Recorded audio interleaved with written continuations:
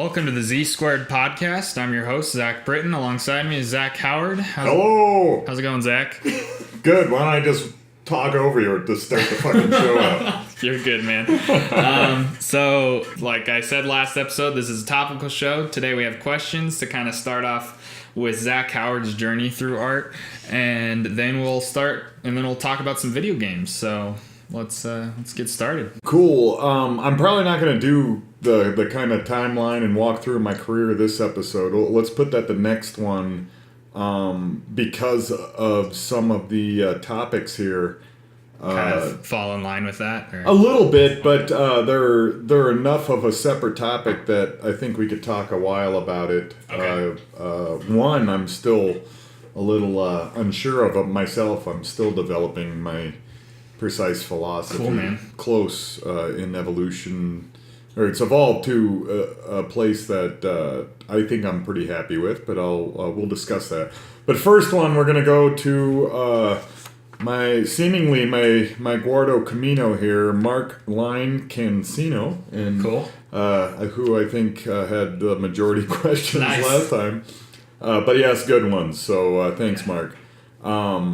And bear with me, listeners. I'm going to read the question, and it might be a bit wonky. I have to walk through it, but I know what he's asking.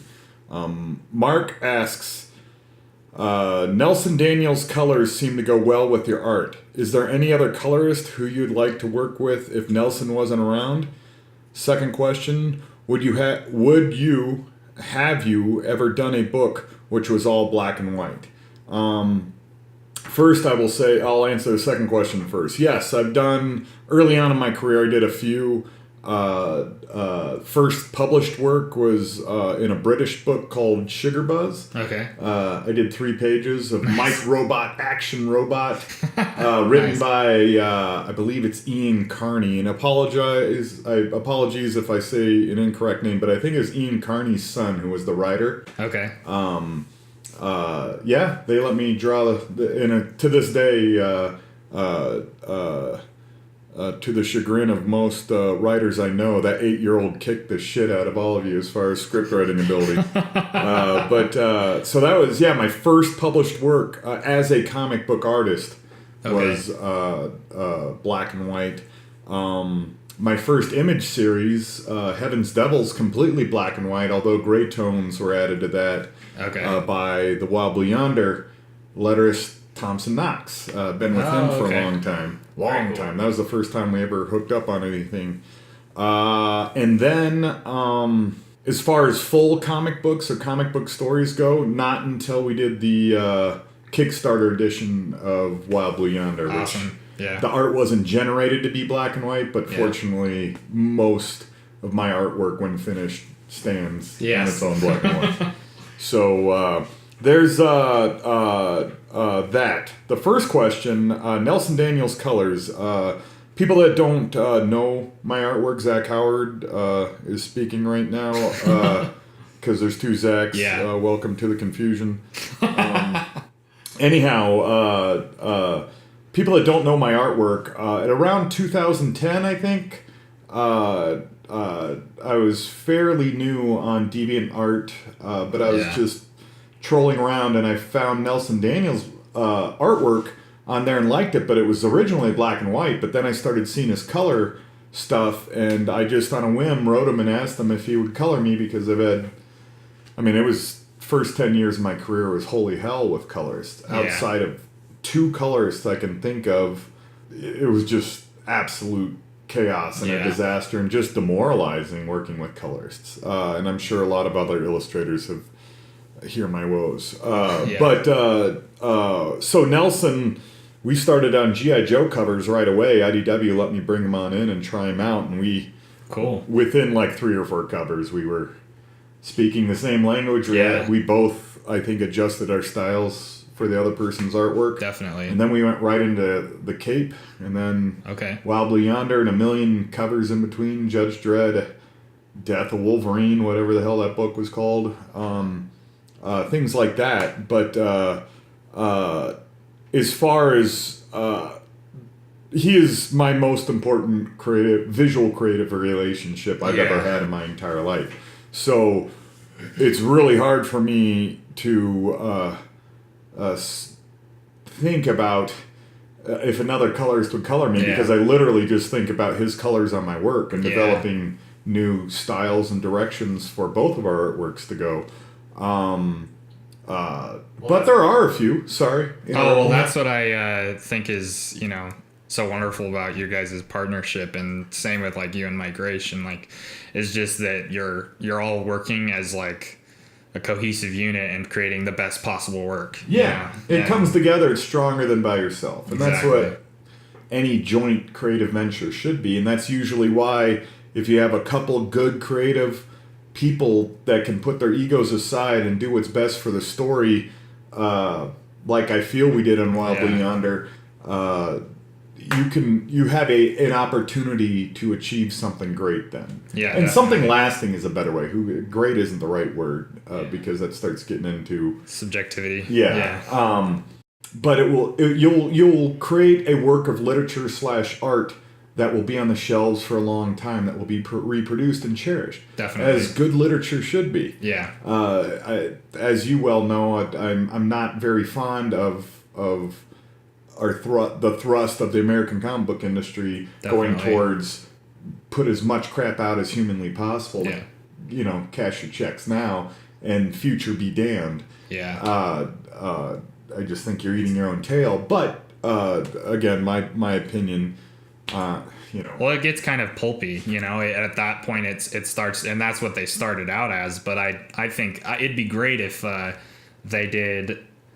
I mean, like, if they just said screw continuity and just did artist-writer teams that worked really well together and did stories based in this universe that they've created. And then, if they want to continue 50 issues, fine. But then that's a collected universe that they've developed and created, still in that brand. But I think that would be great, because it's just, you don't get... I mean, what's the point? We're just putting filler issues in at some point, at all points. At all points, the thing is, like, I think DC did it right when they did their Elseworlds. Yeah. Who the fuck doesn't like the Elseworlds? Seriously. Like Mignola's Batman and things like that. Why don't we have 30 of those a year? Why don't we just have something called Elseworlds, where we take your whatever fun character... and just tell another story that has nothing to do with the continuity just because it's a good story. Ultimately, aren't we trying to expand the characters and tell good stories with this medium? I don't see any reason why that hurts the branding at all, which I know is a huge issue. But like when I did a Secret Six issue before, I think it was 17 DC Rebirth launches ago. Definitely. Good strategy, by the way. So it just got axed, and we were done. And Nelson was gonna. It was really funny. Yeah. But I mean, even though it's probably the best superhero comic book I ever did, bar none. Yeah. Easily.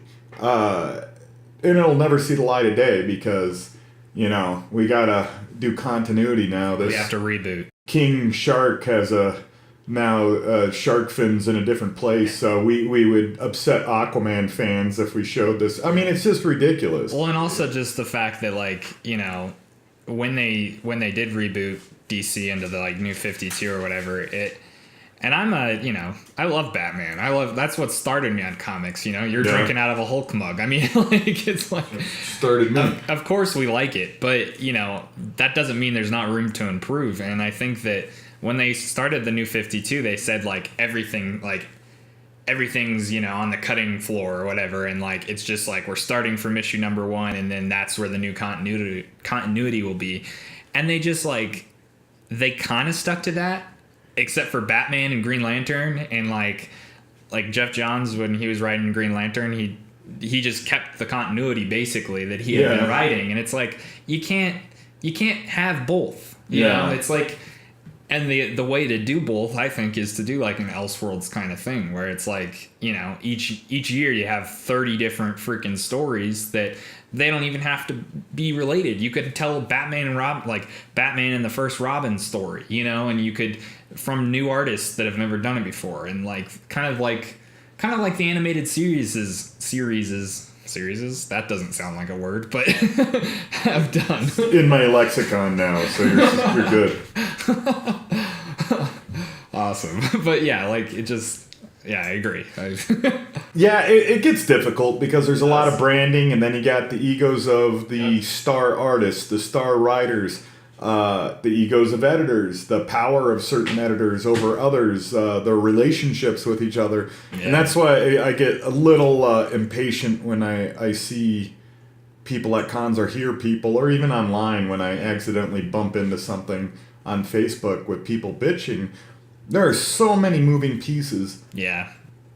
Both Marvel and DC are owned by fucking super gigantic companies that also have to protect their brand. Yeah. Ultimately, comic books are just advertisements to building fan bases for their movies. Absolutely. And that's it. Yep. You know, nobody's getting rich off comics really anymore. Yeah. At all, really. It's always through multimedia ventures that I'm aware of, but well, and the thing too, like you said, there's so many moving parts, and that's kind of, you know, I find that really funny when people criticize this kind of a tangent, but when people criticize art and write off different, like a movie, oh, this movie was trash. It's clean cut. Ka-chink! Yeah. This is my opinion. Exactly. And they don't Based on one thing. They don't, yeah, and they don't realize that so much went into that film. And things get lost, the story gets lost sometimes, and it's like you said, it's just like and you know, sometimes that's just not fair as creators, and that's, I guess we have to learn that that's just the way the world works as creators, you know. And it's a hard pill to swallow. It is. You know, I've been criticized for certain projects, both from the highest level, not the highest level, but a big company like Marvel. You know, a full book on that. I've been criticized for something I had no control over. Yeah. Or hell, that happened on many projects. Yeah. But you got to learn to get over that, because they just see you as the representative that's taking their insulting fervor. Yeah. The character that's been on their pajama pants since they were 5. Yeah, exactly. And you now are the figurehead that is ruining that perfect vision that fan has.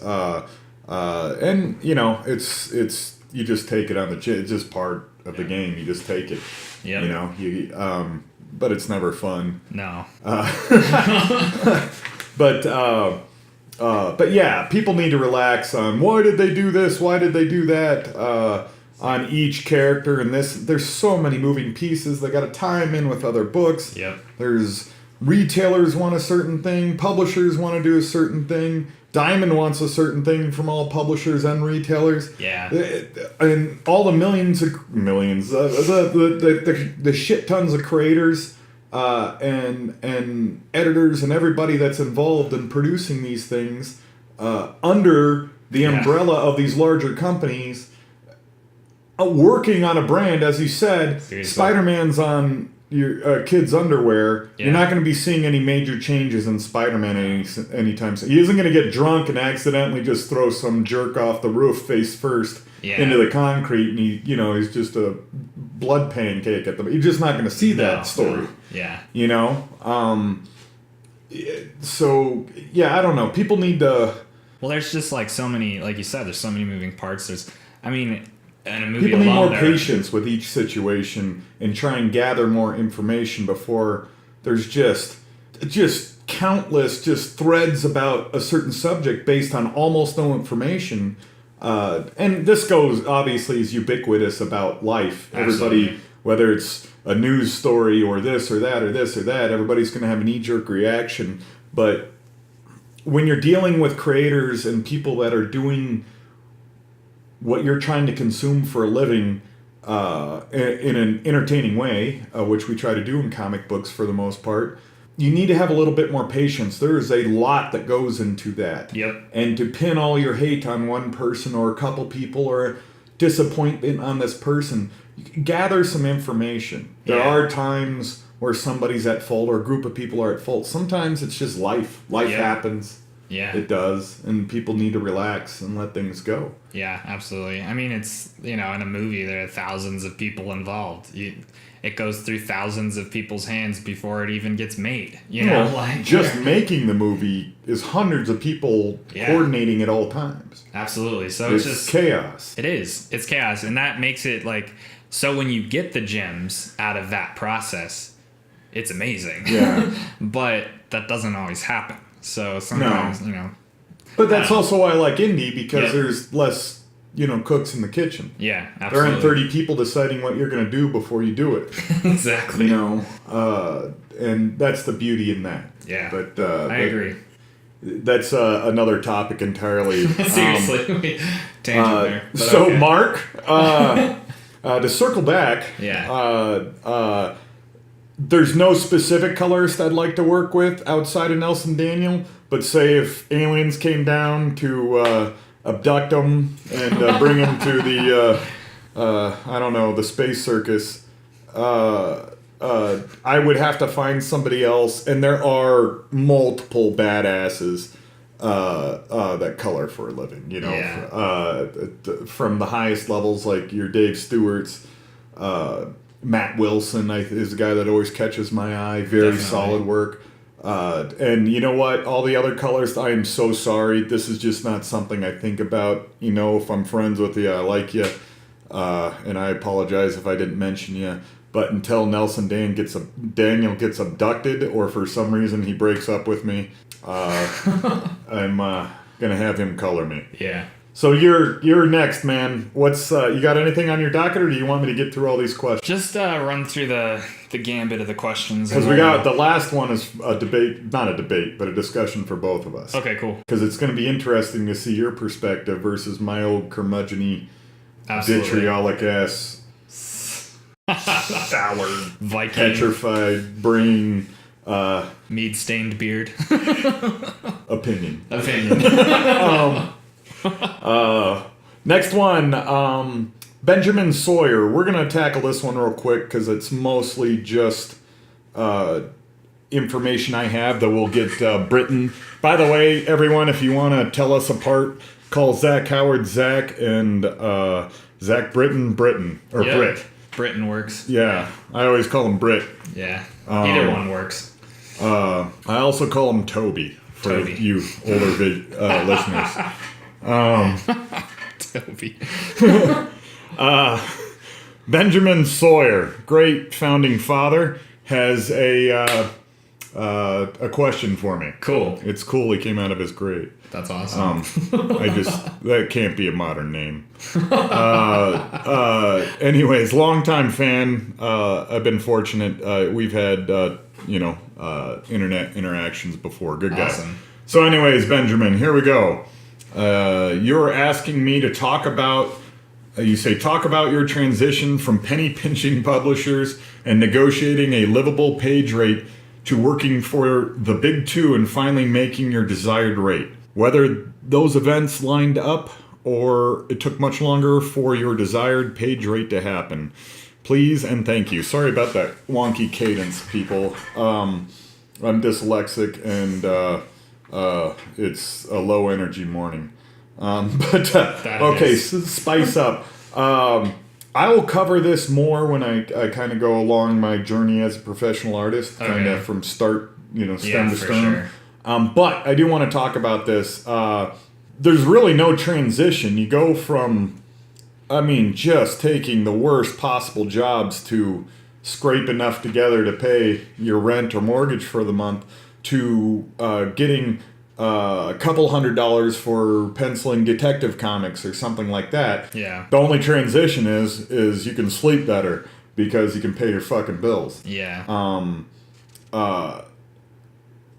I never had a desired page rate that I remember. I remember having a goal one time, like, if I could get a pencil and ink page for $300 a page, that would be my dream goal. But,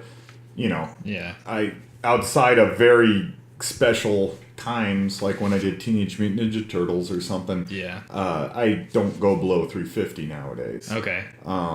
At all. Yeah. So, I can't say at all because the last book I did for far less than that. But Anyhow. Sometimes you do favors. Well, I don't even know if it was a favor. Oh, okay. I mean, it was IDW, who I have a Yeah. strong relationship with. Okay, yeah. The gig didn't go the way I wanted or wished. Yeah. It doesn't matter what I want. But whatever. It is what it is. Definitely. And I'm happy I had the gig. Yeah. So it was an experience I will look back upon semi-fondly with some of the results of some of the pages. Definitely, yeah. So, yeah, I don't see there's really a transition other than mentally it frees you a bit, but then there's new stresses that come on because you're going to have a bigger audience. You're using a brand that a lot of people will have an emotional connection to. Yep. So you got people that are right away going to hate you. Yep. And they don't even know you. And things like that. So you just trade monetary stresses for social and career stresses. Yeah. The stresses never ease. In fact, I think they get worse. But the money gets better too. Yeah. You know. But again, it's comics, so I say that with a certain amount of levity. Yeah, no, for sure. I think stress just doesn't go away as a human being. Like, that's what pushes us forward. That's what has kept us like trying to get better and better lives, quote unquote. Yeah. And that's what's going to put us on Mars. It's just the stress of the planet, the population, the stress of this, the stress of that. It's The smart people have to get away from the exactly. overbreeding rednecks. So Exactly. we'll just trash his planet and go live on Mars. Seriously. And then the stupid people overbreed that planet, Yeah. and then we'll have to go to Neptune. It's going to be rough. Neptune's going to be real rough. I don't know. Bring your sled. Sled. Sled the ice clouds. Make do with what you get. But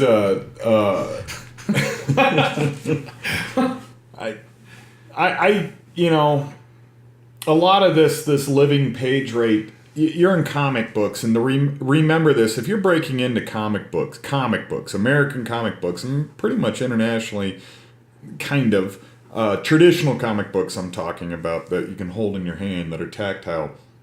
That's a dying medium. Yeah. This whole industry is dying. Yeah. There's a reason that everybody's scrambling, but the thing that's weird is not a lot of people talk about it. Everybody talks about, hey, this is how I got in the industry, and this is what you got to do and what you got to do. Fucking industry, I got in 16, 15 years ago. I don't even know. It is so radically different. I don't know if I said this last podcast, I was literally copying pieces of paper, stapling them, and mailing them out to companies that I found in phone book listings online. That was really all. I mean, we didn't have the shit. I mean, we don't have 1% of what we do now. So I don't know what it takes to get in the industry. The only thing I will say is you got to work your ass off and build relationships. If you meet an editor that's talking to you and they critiques you and says work on this and that, 6 months later, go find that dude again, show him your new portfolio where you've worked. Hey, you said this, this, and this. I've been working on it. I was curious if I could get another critique. That's how you build a relationship. And then, the number one magic key to getting in the industry, go to a bar where an editor is and fucking have a beer with them and make them laugh. Yeah. If you can make a fucking editor like you have a job. Yeah. They'll find something. You'll be on the backup of Captain Shitface or something. Yeah. That makes sense. This is cronyism, people, and the art industry it's about building relationships. There you go. I think any industry is, because there's a lot of industries are. Let's say a lot. The majority. Because even just getting a degree now isn't special. I mean, no. So it's like you coming out of college, getting a degree, you have to build a relationship still, So it's just one of those things where it doesn't matter what industry you're in. If you're not building relationships, it's going to be a lot harder to get into that industry. Better be the best ever. Yep. Absolutely. You got to fill the slack somewhere. Yeah. No, Either I agree completely. but people do not understand the power of a good personality. And you can look at me. I'm a terrible fucking tyrant of a human being, but I have to pretend that I'm a likable, charming guy when I'm around these people. So I do a very good job at that then. And then I come back here and I forget, and then I It's probably get why caught we're in childish rants. probably why we're friends. They always said that the Britons just wanted to crush the world. You know. Oh, really?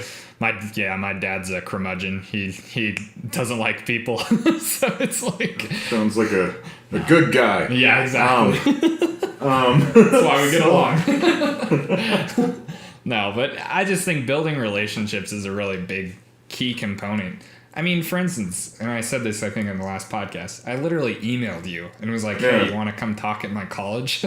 And like, I was really nice and cordial, and the first time we talked on the phone, I sounded like, hello, Mr. Well, let's be honest, you had a sweet dick pic. Exactly. But that's it. That's the one.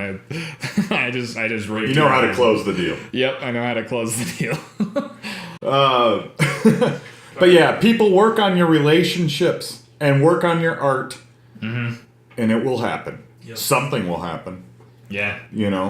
It's I don't know. And I think allow for like evolution, because I graduated wanting to become a comic book artist, and I still want to do comics at some point. But now I'm painting all the time. You're doing a million different things. I'm doing graphic design. I'm doing web design. I'm doing all kinds of shit that I never intended to do. But it pays some bills. It's fun. I enjoy it. So. And you become a better artist while doing it. Yeah. So, well, I hope. Well, we'll just lie and say yes for now. Okay, sounds good. Okay, well, enough with industry, that side of, at least the self-serving side. Today, this is my final question. This is going to be my kind of main topic for the day, and then we're going to move on to end the show with something more fun with Britt's topic. Cool. Which is oversized, double-sided dildos. I forget. Black. Black? Covered in intimidating. body spray. Yeah. Oh, okay. My respect has gone up for you, Zach.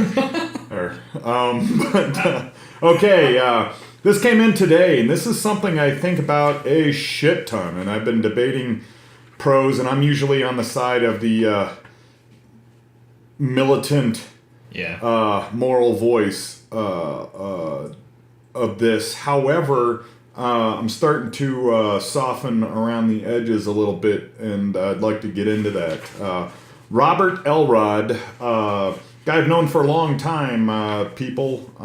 He's a local Denver artist. Check him out, Robert Elrod. Known him forever, good guy. Cool. Anyways, he asks, give us your thoughts on people making prints of your IP and selling them at cons. Is it okay to do a line of Wild Blue Yonder prints? First of all, fuck no. But second of all, I'll tell a quick story how I started this journey into printmaking. Okay. When I first got into comic books, of course, I didn't know anybody or anything, but everybody was selling prints and everything. Yeah. I got a Hellboy gig and did a little story, so something I did for the back cover, I made prints of that, and I was selling it. Yeah. Mignola was very nice to me, and he said, sell your own stuff, but don't make Hellboy. Now, Hellboy prints are fucking every square inch of a con nowadays. Yeah. This is 2002 or 3. Uh-huh. I think 2003 maybe. Okay. When Hellboy was like, I think it was the Third Wish hadn't even happened yet. It was really fairly early on. And I think I was like the third artist ever to be, to do published Hellboy art at the time, which meant nothing. A million people have done Hellboy, and it was low-level shit, so please, nobody go look at it. But anyways, and it got me thinking, I was like, yeah, that is pretty shitty of me, to, even though I see everybody else doing Hellboy prints, and I've actually been paid to do Hellboy, this is a guy's creation that I'm just deciding I'm going to make money off of, and it made me feel just sick to my fucking stomach. Yeah. Now, so I didn't do prints for a good 10 years after that. No prints. Okay. Or if I did, it would literally just be something of mine that I do a quick photocopy and I sell for $5 or something. Yeah. But nothing really real as far as prints go. because I felt pretty gross by that experience. Makes sense. Yeah. And I'm not really into prints. I want to tell stories. So Yeah. it was really easy for me not to. But eventually, I started creating stuff that I like.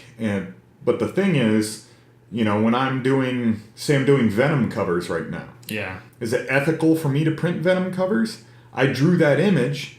In reality, comic book artists are paid hot diggity dog shit. Yeah. I mean, pennies. Yeah. I mean, you can... You see my mansion that we're recording this in right now. The marble floors. Yes, yeah. Please do not scuff those. And don't stare at my Monet original too long. It makes the paint deteriorate. But Seriously. I'm in a weird spot. I've done a few iconic covers that were licensed, i.e. like Judge Dredd or Teenage Mutant Ninja Turtles. Yeah. That, in my head, I'm like, okay, did I make this company money? I don't know if that should even be in play. Was I underpaid? Yes, but comic book companies can't do anything about that, man. They pay us literally every cent they can, almost always. Yeah. So where can we make up the slack as a professional artist? Because there's only going to be a few that are paid such a tremendous rate that they can live a very easy life, or a very comfortable life. So the other people, what about people that, say in my career, I'm almost exclusively indie, but then I'll do a Venom cover, or I'll do a ROM cover, or something like that, for multiple reasons, but regardless, I do them. Is it right for me to make a few prints of that? I got into it, I think it was in Worcester, Massachusetts, with a longtime comic book pro. Okay.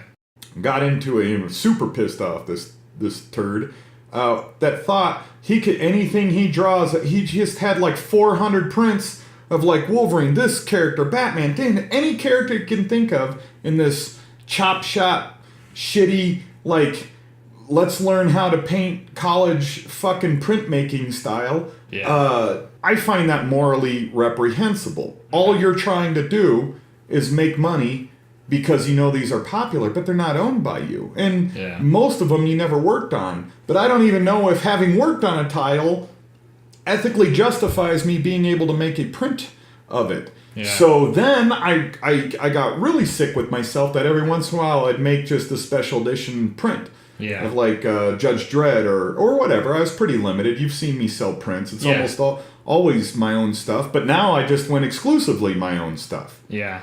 But there's a part of me that wants to, I'm really happy with my Venom covers or some of my ROM covers or whatever the hell I've done recently. Yeah. There's certain covers that would be great. If I made 50 prints of them, sold them for $10-15 a pop, they would go at a con easily. Boom, they just melt away. Yeah. But I'm always on that line. I want to do it. I see everybody else making these. I mean, just the lack of morality at a comic book convention is mind-boggling. And it just really angers me when I see people doing that. But if let's say I just print 5 special edition Venom covers. That's 5 times I broke the law right there. Yeah. And now I don't give a shit if I break the law or not. If anybody who's against breaking the law, go to the speed to the police office and turn your fucking self in. Seriously. Because everybody here is broken the speed limit or missed something on their taxes. So shut the fuck up. But I'm not talking about laws. I'm talking, ethics are always more important to me than laws. Yeah. And sovereignty of a person is always more important to you of laws. And so I would be absolutely fucking upset if I saw somebody selling Wobbly Yonder prints. I don't care if they're doing a little convention sketch for somebody. That's just free PR for me. But if you're making an industry of it, i.e. print something, then I would have a problem with it. Mm-hmm. So that's why I'm like, okay, I'm a little creator, but why does that make it ethically right if I even though I don't want to, my gut reaction is, if you do 10 Batman prints and you drew Batman and you're known for drawing Batman and you're currently drawing Batman and it can help supplement your income, takes no sales away from the Batman comic book, ethically, or my gut instinct is that's okay. But why is their IP less protected than mine when I would be absolutely pissed off if somebody did a Wild Blue Yonder print? Even if... Now, the one difference is nobody but I have drawn Wild Blue Yonder professionally. Yeah. Nelson and I. Yeah. And if Nelson didn't, I wouldn't give a shit. Yeah. You know, the guy put his blood into this book. Yeah. But regardless, it's if you started selling Wild Blue Yonder prints, you're hurting my income now. And my creation, along with my creator, Noble Transmission creators. That's our creation. Yeah. You're hurting us now. You're taking away from us. Mm-hmm. Now, is there a difference between somebody when Warner Brothers owns an IP versus when I own an IP? Do the ethics change? What's your opinion on that? So it's murky, isn't it? Yeah, it is. It's really murky, and the whole fan art thing and the con prints and everything is just super. I mean, if you really want to cut it down, the law is simple. The law is very simple. Exactly. So that's not the complex issue. The complex issue is where the ethical stuff lies, and because the law is no, you cannot do this. And before people cite fair use, go research fair use. Yeah, people love throwing that around. They have no clue what it means. Yeah, and it's one of those things where, as a young creator, in order to get fans, I'd love to draw like Batman and do some cool Batman thing, And I love to draw Batman. I've drawn Batman many times in the past, but the money if I've made any money, which non-professional, exactly. Yeah. So it's and to me, it's kind of one of those things where I agree with you, honestly, because if I was the creator... Thing is, I don't have an answer, though. Yeah, but... I want to make Judge Dredd prints. I don't abuse it. I just make 10 to 20 at a time, once every 2 years. Yeah. But I can't ethically do it anymore because, as Robert Elrod asked me, if somebody did that for Wild Blue Yonder, I'd be pissed. Yeah. It shouldn't matter whether or not I've drawn the title professionally. Yeah. But in some way, it does to me. Yeah. No, and I understand that because you put effort into, helping. Still my original piece of art. Yeah, it's kind of I think where. But they bought it. They bought the rights to that art, so legally I have no claim of it. Yeah. When I draw Batman. Yeah, and I think where it lands is just that, you as an artist put a lot of work into helping their brand, and so kind of in a kind of maybe slightly instinctual immediate response, you go, well, why can't I help their brand, why can't they help my brand? And to me, it's I guess where I would draw the line and where I always kind of ask first.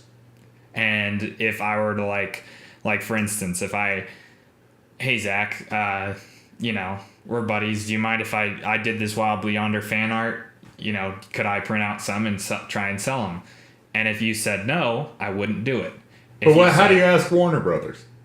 I mean, you can. There are ways that you can do it. I've looked into it. You can look. Yeah, the answer is no. Yeah, but I'll save everyone research. Yeah, but I have looked into it, and they say on their site that you can contact them, and if you have to basically have a business model, and it has to do this and that, and there's a lot of work that when we're talking convention people, that's not the work they're putting into it. So yeah, convention people can't spell business model. No, it's not the people that put on the cons. I'm talking about the assholes that sell the people that basically American Dad Wolverine prints. Yeah. And that put on a Photoshop filter on Ryan Otley's art, or and say, yeah, I saw Ryan Otley post that. Yeah, it's just what the fuck. It's the same thing.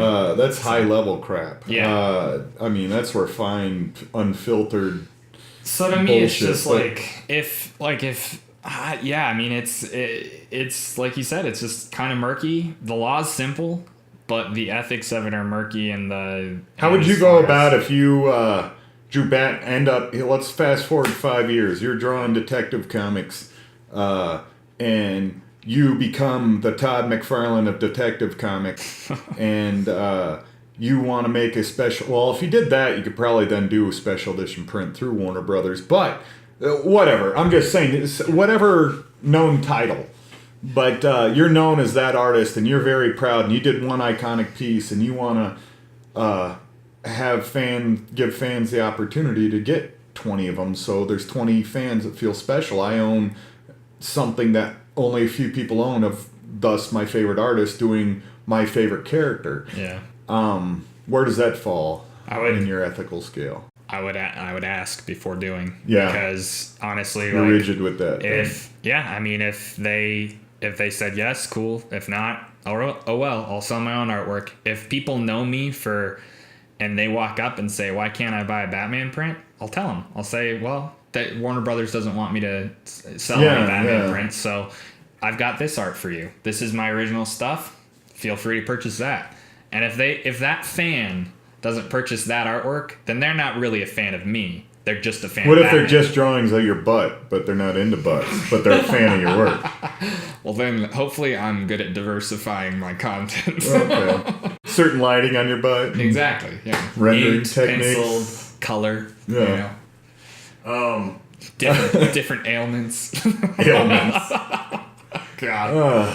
No, that to me is where it lies. If they're not willing to buy my own original work, then they're not a fan of me as an artist. They're a fan of Batman. And then you can go buy a Batman comic. That is where I like to think I stand.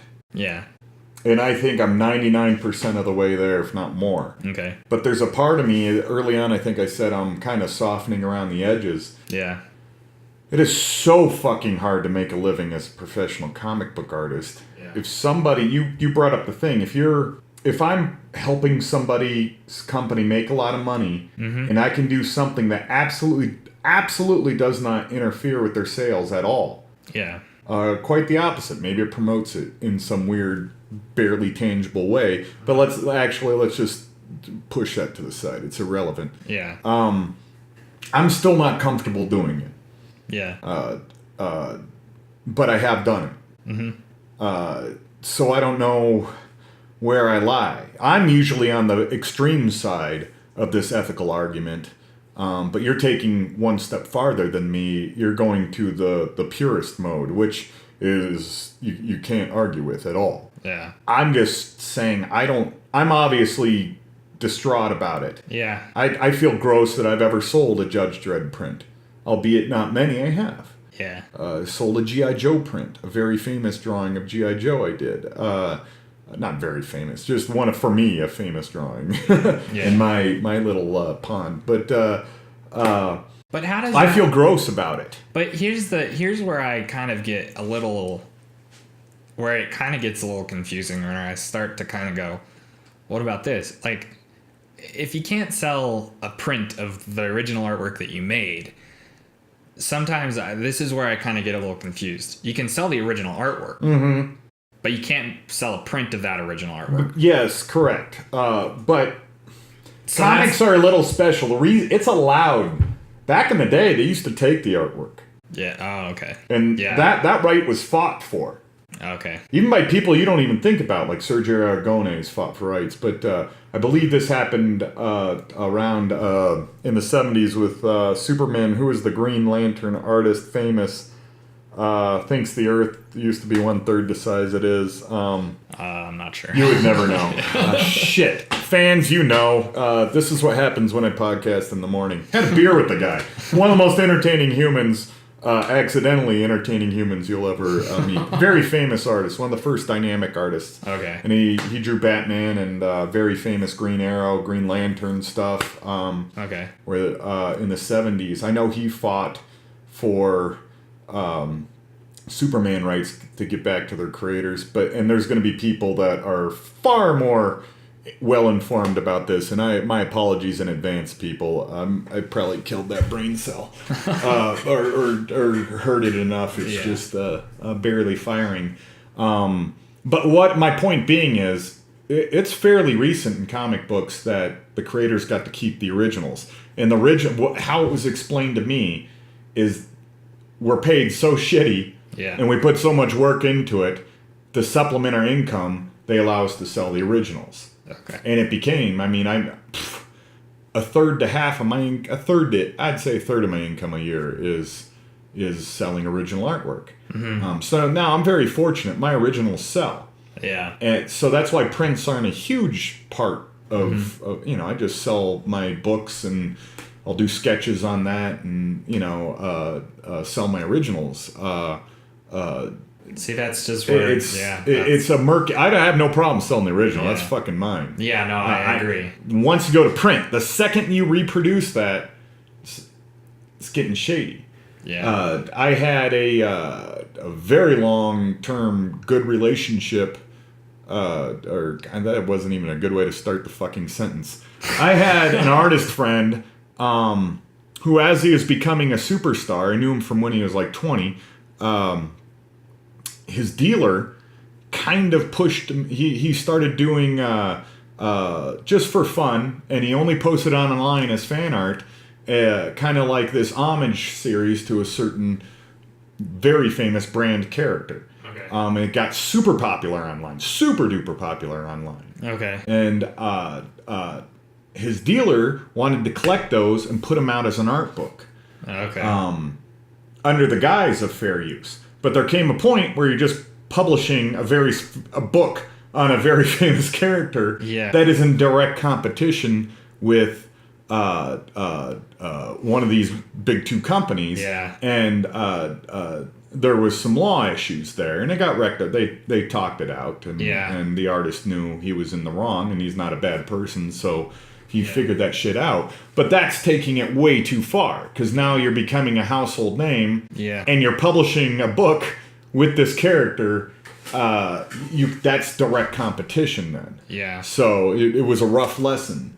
But it was also a lesson for me. That's being talked into going way too far the wrong direction. Yeah. Where money becomes your objective rather than promoting yourself just as an artist. Yeah. You're like, you just see dollar signs at that point. I agree. I feel, I have no patience for that bullshit. But, so yeah, it's a murky subject. Listeners, if you have any thoughts, please write in. We'd like to continue this because I don't think there is a right answer for this. I just think you can get as close to ethical and non-damaging philosophies or employ philosophies that don't damage others. Absolutely. And we need to... and if you guys want to write in, you can go to ZSquaredPodcast.com, and we have a contact form that you can fill out, and you can get to our podcast. That's where we'll be posting the download. Yeah. Or Facebook. That out. Or Facebook. Until then, just hit us up wherever the hell. So we've been doing a lot of this stuff through Facebook. Yeah. Very curious about people's thoughts Absolutely. On this. Don't make my eyes bleed with a diatribe, but if you have some cool thoughts or questions, just write us. Definitely. Let's transition. Zach wants to talk video games. That's his subject today. Cool, man. Yeah. So, what's the overview of today's video games? You're a longtime video game player. Oh, yeah. A lot of my love of art comes from video games.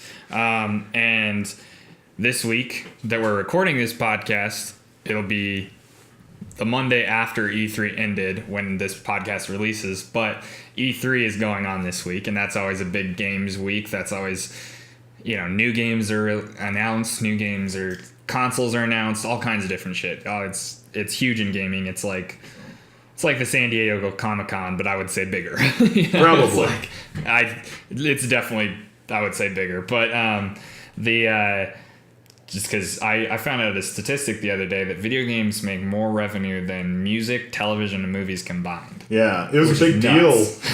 Something like, I don't know, it was like 6-7 years ago, I remember, when it was first like smashing movies. Yeah. But yeah, it's obviously the future. Why watch a fucking movie when you can play a movie? Seriously. And we're getting to that point. Yep. So, I mean, look how far we came in 10 years. The invention of the fucking iPhone. In 10 years, what are video games going to be? You're going to have... I don't know. I can't imagine it because it's going to be on your hoverboard with your stupid goggles on. Your blow bot's going to be sucking your dick while you're playing the video game. Exactly. While it's hooked into your brain, so you're getting the same sensations of whatever game you're playing. You can feel wind. You can all that stuff. It's all going to be there. Yeah. And what changes then? Absolutely. But people like you, I wouldn't see you anymore, man. You'd be living in your avatar. You'd have like fucking goat legs and your... I try to reach a balance with video games because... You'd have like long flowing hair. The wind is always blowing it. I can see your avatar. I'm building it in my mind. There we go. If any fans want to draw Zach Britton's avatar for what he's going to look like in a future video game, feel free to. Yeah. That's our theme this week. Well, we'll post it. Yeah. But remember, he wears no clothes in the future. Exactly. I'm like Dr. Manhattan from Watchmen. Just no need for clothes. Just penis out. Or you wear rainbow-colored Spanx, but made out of light, sparkling light that always radiates. Jesus, that would be atrocious. But, no, I mean it's just a big. I really love video games, and I recently got to play a retro video game, and I beat it, Mega Man 2. Yeah, and it's my old stomping ground. Yeah, and it's just it was so freaking phenomenal, and it's crazy to me that like. This sounds kind of naive, but like technology is the focus in the video game industry right now. Yeah. It's like make it look prettier, make it look better. Like, and there is some in the indie scene. There's a lot of varying like art styles. So anything from the old just like art, comics, exactly. It's Wild West in the indie scene. Yeah, it is, and. So to me, but it's kind of in my brain, I kind of got conditioned to be like newer is better, but I'm going back and playing old games and I'm loving those experiences just as much as I did when I first played them or if I'd never played them before. Yeah. And it's a lot of fun, and Mega Man 2 was that is like one of my favorite games of all time now because it's just so perfectly done. Yeah. For what it set out to do and everything, it's an amazing game. And you said back when I actually had a fucking Nintendo. Yeah. When it was the in thing. This was back, I think the Lincoln was just shot in the head. And I think Nintendo came out the next day, if I remember correctly. You got that timeline just perfect. We were poor as fuck, and my dad would buy me weight sets and stuff before Nintendo for Christmas. So my friends had one for 2 years before I finally got mine. But had a lot of fun. In Hawaii, my old friend Leon Angeles and we played Mega Man nonstop, Metroid nonstop. That's awesome. Basically all the classics. Blades of Glory. I've never even heard of that. Oh, shit. Anybody out there, ask Sean Murphy how he feels about Blades of Glory. And just say the words Edmonton.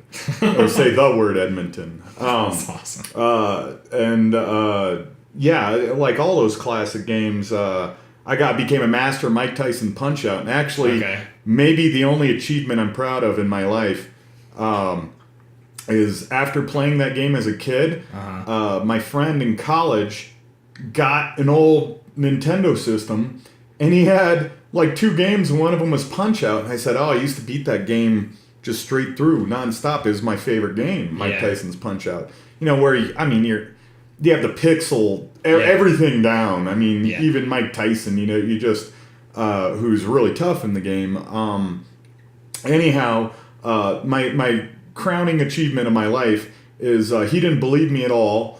So he put it in and he said, go fucking beat it. And I did. And I hadn't played the game in 15, 20 fucking years. That's and amazing. I beat it in one try. That's awesome. And now, granted, it was lucky as fuck. I had to remember, okay, which side is it, left or right with Tyson? And which does it end? And but I guessed right and smashed all those fuckers. That's awesome. I was watching greatest achievement. Yeah, when I was watching, that's awesome. When I was watching, I was playing Mega Man 2, and I was watching at certain parts I was watching guides, so I didn't throw the controller through the TV, and I just was amazed at these people it's like they learned a song on guitar and they know every single note and every fucking single note.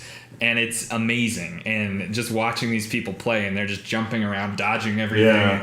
I was watching a playthrough where the guy playing Mega Man 2 beat the game without getting hit. Wow. And it's just like, I'm just like, I never want to even strive to do that because I would dump my life into that thing. But like you said with it's funny how your brain can remember those things. It's like muscle memory at a certain point. I think there should be a scale for people that do that in Mega Man. Yeah. It could be called the Mega Man 2 scale. For how good you get at Mega Man versus how little your dick is touched by other humans.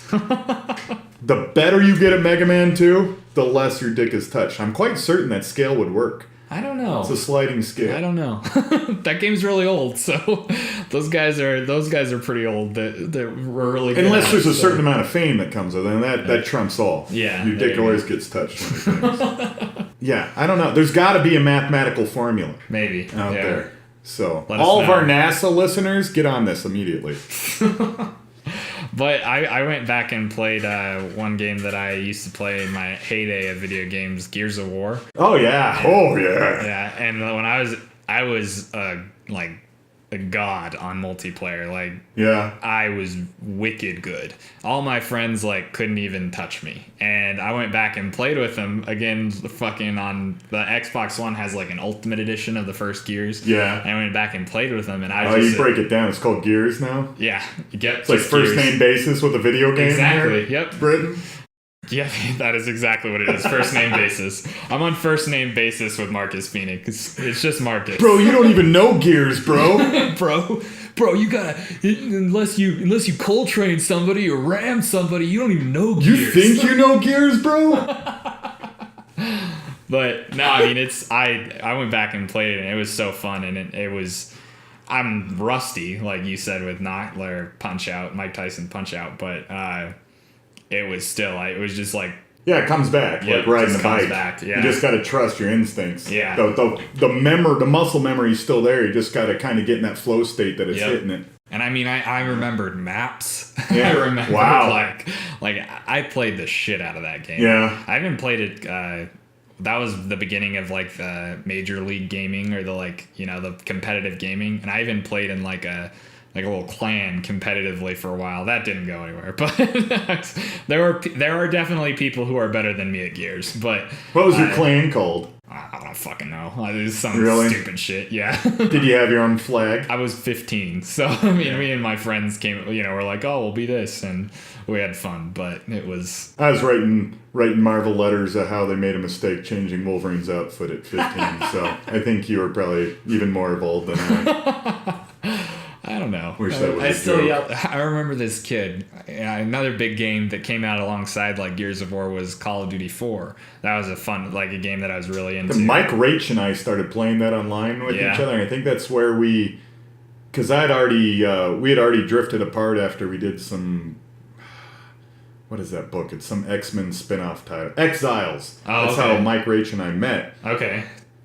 And he pitched me Wild Blue back then, and we just barely started working on it, but then whatever Yeah. the fuck happened, and we drifted apart, and I went and did the Cape, and blah, blah, blah. Yeah. Years later, I came back to Wild Blue Yonder, but we probably would have never happened if it wasn't for Call of Duty. I believe it was 4, Yeah. where we played online with his buddy Tim, and had a lot of fun. It's a fun game. A lot of fun. It's a lot of fun. Mike was very good at it. I was always just the decoy. I'd just run around being a loud asshole, and I'd shoot at the sun and shit like that. And then people could like mark where the everybody's firing from after following the trajectory from my falling, collapsed, dead body to where the bullet originally came from. Yeah. And then my team would go in. Nice. Nice. Um, Hero? I don't know if I like to call myself a hero, but it's just the role that was chosen. you for had me. the most important role. I think so. I like to think so. Yeah. Now I remember this kid who said Call of Duty gamer rage is hilarious, but there's this kid that I knew in high school, and he said that he came up to me one day and he was like, yeah, man, can't play Call of Duty 4 with you anymore. And I was like, how come, dude? He's like, my dad broke the disc in half. And I was like, what'd you do? And he was like, well, I got really mad at it. I got really mad at the game. and I stabbed my controller with a pin on the X button because the character wouldn't reload. And then I threw the controller at a wall. And I was like, Jesus Christ, man. Like, you gotta chill. And it was just so funny that, like, I can just imagine his dad being like, what the fuck? And just ripping the disc out. Dad has no clue. You know? It's like, Dad just puts an end to this in a heartbeat. Yeah, exactly. There's the source of the stupidity. Yeah. I now am the source of the stupidity. Yeah. But I just think that game was hilarious. That game was so much fun. I loved that game a lot. And this was like when I was in high school, and basically all I did was draw and play video games. And I did sports too on occasion, but nothing to write home about. But just it was a lot of. I mean, those games are classics. They're if you've never heard of Gears of War or Call of Duty 4. I don't know what the fuck you're doing as a gamer. Like, go play this game. I'm sure most gamers know that. Right? I'm sure. Like, unless they're young. And then now they're going to release Call of Duty 4 with the new fucking Call of Duty here. Yeah, Again, I think like I bought a PlayStation. I haven't even played the Call of Duty that came with it yet. That's because they did the best Call of Duty that's ever come out, which is Call of Duty 4. And then it made a fucking gajillion dollars, and they're like, let's put one of these out every year. Yeah. And then it turned to dog shit pretty quick. The newest one that's coming out, actually I saw a trailer for it last night at the E3, I think it was Sony's press conference or some shit. And it looks pretty cool though. Yeah. It's like in space, and like it's some sort of space war now, and it's pretty like it's still got that grounded Call of Duty feel, but it looks like a fucking action movie. And I was like, at first I was watching and I was like, what is this? This looks pretty sweet. He's in like the fighter jet in space. Yeah. And then I was like, holy shit, this is Call of Duty. And I was like, in my southern accent, holy shit, this is Call of Duty. God damn! God damn, Ma, I gotta get myself some Infinite Warfare. Shit. Shit, son.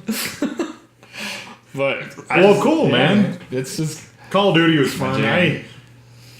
I have trouble enjoying video games now because I always feel like I have to be doing something. Yep. Like that one question, like I get questions, how do you get a job in comic books? I'm trying to get down to one fucking job in comic books to where I can just do one fucking job. So you're asking the wrong person. Yeah. I'm coming from the other end. We're trying to meet in the middle here. Yeah. So yeah, if I start playing a video game, I just start feeling overwhelming guilt. Yeah. However, whenever I finish a mini-series, as I've told you before, I'll just get one fucking game and Bioshock or whatever the fuck. And, That's a good fucking game. The first Bioshock's one of my all-time. The second one was good too. The first and the third were really good, but the first one was magical because it's world building. Yeah. So, and that's always the hardest one. So. Did you beat it? Oh yeah. Yeah. Yeah. Spoilers, people, just in case you haven't beaten, go beat the game. But that ending was fucking amazing. Every aspect of that game, Holy shit. from world building to character building to gameplay to the style. Yep. To the meta message that, like, Yeah. as a gamer, you're doing whatever the fuck this person on the screen Yeah, tells you. yeah. Holy shit. Like, I played that, I was like, God damn, I Yeah. know. Like, this is amazing. That game's fucking awesome. That was a lot of fun. But yeah, in between that, I just collect dust on them. I found that I'm working on a project right now with a couple of friends that will release soon, but it's your boy band? Yep. I'm excited for that. Yeah. My boy band.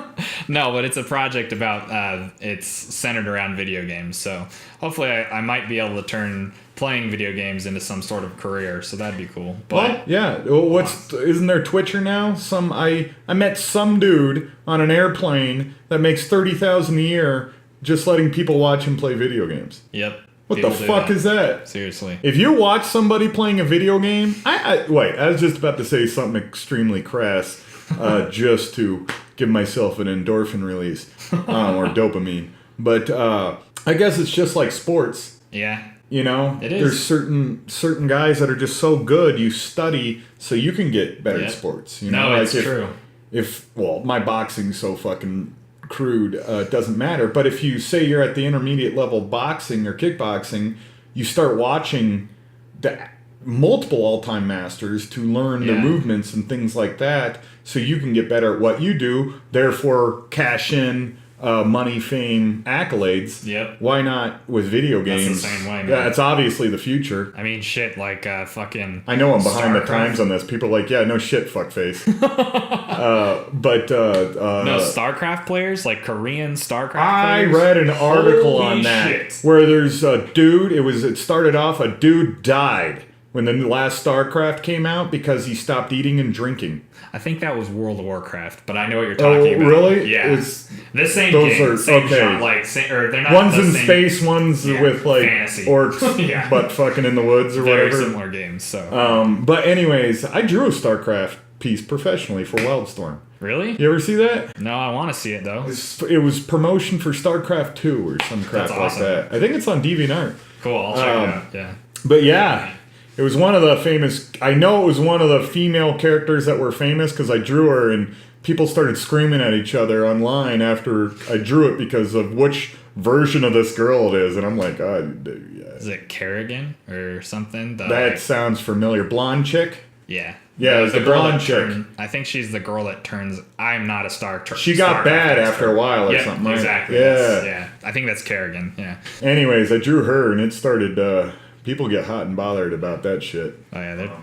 But the like Korean StarCraft players, watching them play on like their like matches, the strategy involved in that fucking game, and the like they do like 1,000 keystrokes like a second or some shit, and it's just like they're like commanding all these little, they're like micro and macro managing their troops and all this. It's one of those like top down where you like manage your, I don't know if you've ever played StarCraft, but you manage your like I resources played and old stuff. school World of Warcraft. It's that same game. Where you're like, you orcs, cut this tree down. Yeah. You go build a hut. Yeah, it's the same type of game. So watching those guys plays, I've watched a couple of those guys play, and it's just like, I don't even like. I'm never gonna be this good at that game. Like it's just like, it really is like watching like, it's like you said, I think last podcast, like not everybody's gonna be a Michael Jordan. Well, not everybody's going to be a pro StarCraft player, I'll tell you what. Obviously. It's you know, crazy, man. it takes lightning in a bottle to ever achieve, after years of, you know, practice, to reach whatever, you know, level of, when the competition is that high, the bar is always going to be a million miles ahead of you. Well, the Dota 3... Dota 2. It stands for something. It was a mod for the Warcraft game, and it turned into a game of its own. Wow. And now it's like a huge game. And League of Legends is the same type of game. I've heard of League of Legends. The pot super on the popular. Dota, yeah, it is super popular. And the prize pool for like the champion of Dota 2 season like last year was like 3 million. Yeah, it's getting ridiculous. Yep. I mean, it is the future of Pro fighters win the belt and they get fucking $250,000. Yeah. And here's a guy that presses a button making 3 million. Oh my god. It's pretty crazy. I'm a dinosaur, man. I'm too tactile. Yeah. We're becoming just limp-armed robots. I think Synthetic with beings. the VR stuff and like AR, like alternate reality and all that kind of stuff, video games are going to get a lot more tactile here pretty quick, where it bridges it then. It goes back to the thing. It's now like I was saying, literally they're going to figure out how to put your stupid little personalized brain sensor helmet on or knit cap for comfort. And it's going to be able to give you all the sensations and release, you know, so if you're playing a murder mystery, it feels real or whatever, you know, so you get the same tactile exhilaration you do from the real world. How are we doing on time? I think we should close it up. So, yeah. Well, then I will bring up my video game that I made with a fellow comic book creator at 4 a.m. one night that you're fuck your mods, this is the greatest game ever made. So trust me. But we will go over that another time. Zach, you want to take us out? Yeah. So this has been the ZSquared podcast. You can find us at ZSquaredPodcast.com. If you'd like to support us, you can go to patreon.com/ZSquaredPodcast. There's all kinds of tiers, and you can get like some of Zach's comics or just toss us a couple bucks. But if not, that's fine. We'll post all of our stuff for free every Monday. So thanks for listening, guys. Everybody go do push-ups. Go do push-ups.